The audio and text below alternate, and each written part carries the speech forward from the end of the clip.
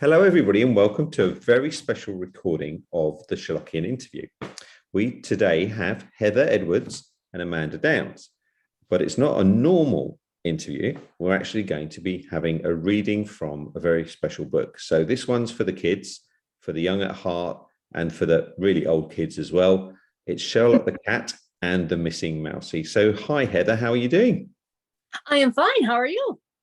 I'm very good. The rain is landing here in the UK, so it's not a surprise. What about you, Amanda? How's your weather today? It is also rainy here and cold. It's a typical Minnesota spring. We hope for sunshine and always get rain. Fantastic. Well, we're going to dive straight in. So Heather, would you like to give us a reading of chapter 1 from Sherlock Cat and the Missing Mousie? Certainly. This is the cover in case no one, or there isn't anybody that hasn't seen it. And this incredible illustration was done by Amanda. And I love it so much. Amanda. So, all right. Chapter 1. Allow me to introduce myself. My name is Dr. John H. Watson. My best friend's name is Mr. Sherlock Holmes. You've probably heard of us. Well, you've heard of the actual Sherlock Holmes and John Watson. They weren't real people. They were characters created over 100 years ago by an author named Sir Arthur Conan Doyle. Sherlock Holmes was a famous detective. In fact, he was the world's greatest detective. And Dr. John Watson wrote about all of Sherlock's adventures and crime-solving skills. They were pretty cool guys. Unfortunately, we are not those guys. We are cats.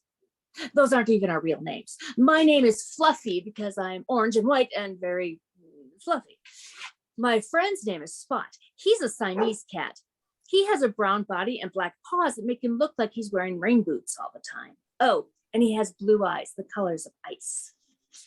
He does not actually have any spots, but when we were adopted, our little girl Mary named us. She was only 3 at the time. She's almost 6 now and didn't know a lot of words.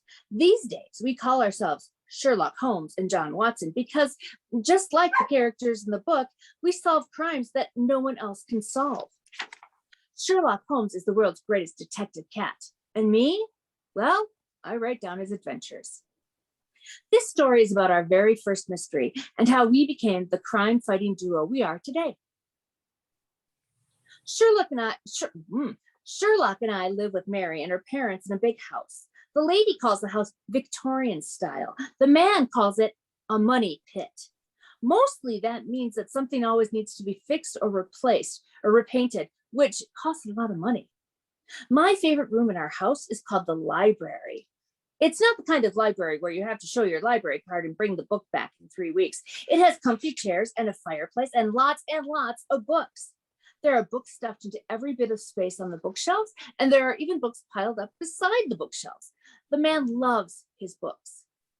But the man's absolute favorite book is a big, thick book with the words, The Adventures of Sherlock Holmes, stamped on the front cover.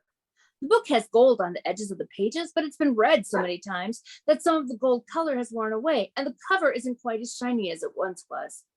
The man says that when a book is worn out like that, it's very special. The man we live with is a big fan of Sherlock Holmes. He even has one shelf in his bookcase devoted to Sherlock Holmes. There's a strange hat that has ear flaps, a pipe, even though the man doesn't smoke, and a magnifying glass, which is a big glass circle with a wooden handle. And if you look inside glass, everything looks bigger than it really is. These are all things that the real Sherlock Holmes used. Also on the man's shelf is a Sherlock Holmes doll. The man says it's a collectible, not a doll. But we all know it's really a doll. One fateful night during a big storm, all of the electricity in the house went out. It was very dark and quiet, and nobody could even watch TV or tap away on their computers. The man said this was a good time for all of us to slow down and enjoy the evening the way the Victorians had. There weren't many people who had electricity in the Victorian times, so they used candles and oil lamps back then. The man lit some candles and opened The Adventures of Sherlock Holmes. He began to read aloud while Mary played with me and Sherlock on the rug, and the lady drew in her sketchbook. It was a very cozy evening, and the man and the lady liked it so much that they decided to do it as often as they could. On most nights, after Mary was all tucked into bed, the man and the lady would go into the library, light a fire in the fireplace, and the lady would crochet or draw in her sketchbook as the man read aloud to her. Of course, that meant he was reading to Spot and me too, because we would be curled up in our cat beds listening. So there we were, listening to these great adventures, and when the man got to the part in the story where Sherlock Holmes was about to solve the crime, Spot's ears perked up and his eyes grew large. As the man read, Spot moved from his comfy cat bed underneath the chair and jumped up into the man's lap. He looked like he was hanging on the man's every word, which of course he was. Just when we were getting to the really exciting part, the man yawned and then said, "I think that's enough for one night," before he placed a bookmark between the pages and closed the book. He reached over to scratch Spot's head and smiled at him. "That was a good story, wasn't it?" he asked. "Wouldn't it be wonderful if Sherlock Holmes had been a real person?" The man chuckled. "Maybe you can be the next Sherlock Holmes, Spot." Spot's eyes gleamed with excitement. "Good night, boys," said the lady, and they turned off the lights and went upstairs to their bedroom. I snuggled down in my own bed.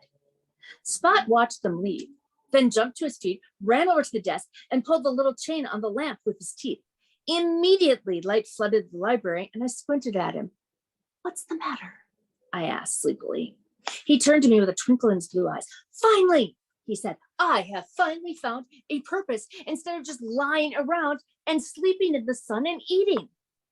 "We're cats," I said, kneading my blankie so it felt just right for sleeping. "Isn't that what we do?" "Don't you crave more?" No, not really," I said. "I guess I'm pretty content. We've got a nice family and a warm place to live, and we've got lots of tuna. I'm very thankful for tuna, and tuna melts, and tuna casserole, and tuna sandwiches." My voice faded away as I imagined all of the wonderful tuna meals that I have had in the past. "Honestly," Spot exploded, "listen to me, Fluffy. From now on, I am going to be Sherlock Holmes, the world's greatest cat detective." I curled into a ball, getting sleepy and comfy in my bed. "Okay," I said sleepily, "whatever you say." "And you, of course," he said dramatically, "will be my faithful friend, Dr. John Watson, the one who writes down all of my adventures and shares them with the world. We'll be famous. Everyone will know the name Sherlock Holmes, the world's greatest cat detective." I agreed. I wasn't too worried. I was sure that by morning, Spot would have forgotten all about becoming Sherlock Holmes. Boy, oh boy, was I wrong. So that's our first chapter. Fantastic. Fantastic. So we'll do a longer recording and live reading on a weekend so that lots of children can take part and listen in and ask questions from the two of you.